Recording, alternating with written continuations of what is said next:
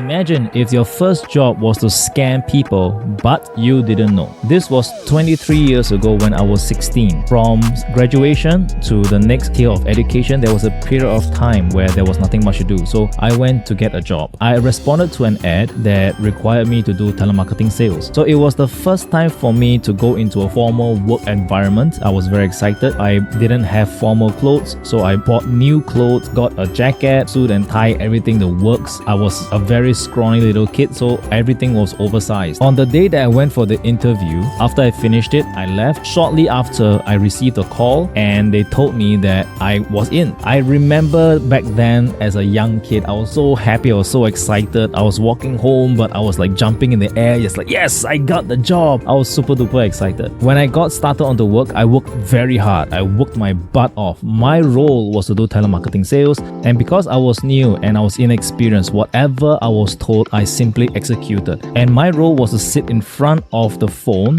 and anybody who responds to an ad in the newspapers, my role was to get them to come down to the office for a presentation. Every call, I made sure that I got their name, I got their contact number, I followed up aggressively. I was a very young chap, but I really wanted to succeed. And while I was working there was even someone that I knew from church who later came to become part of the company. And he was doing very well. I was so envious of him because he was very good looking. When he wore the suit and tie, he was closing deals left and right. I was so envious, but because I was so new and I was very introverted, not confident in how I looked, all I did was to just get back onto the phone and just call and call and call, just following up, answering any new calls that's coming in, following up the people who express some form of interest. So after some time, after doing this, I was actually able to get my first sales commissions, and I was super duper excited about it. And I remember back then I was working with the second person in charge of the company. His name is Johnny. And after getting that sales commission, I remembered very clearly that he called me into the office.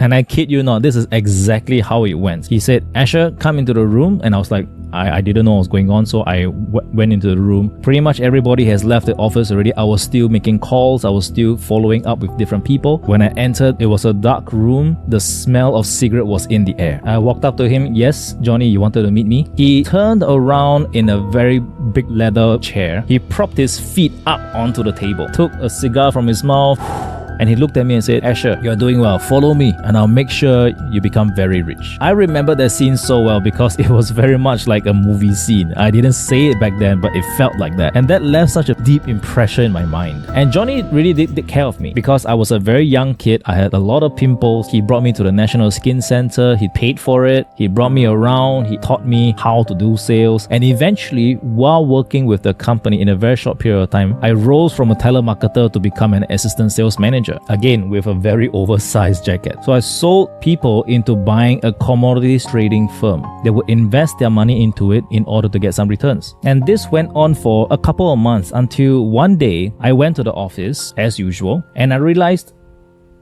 it was empty. Now this was odd because usually by this time everybody's in the office, but everybody wasn't. So I was wondering, is it a public holiday? I didn't know. But because I didn't know, I just went back to the phone and started calling people again. Just following up, answering calls, and doing the usual work that I do. And while I was doing that, one of my colleagues came in and says, Asher, what are you doing over here? And I was like, I'm just doing my work. Don't you know what was going on? Don't you know what happened? It's like, no.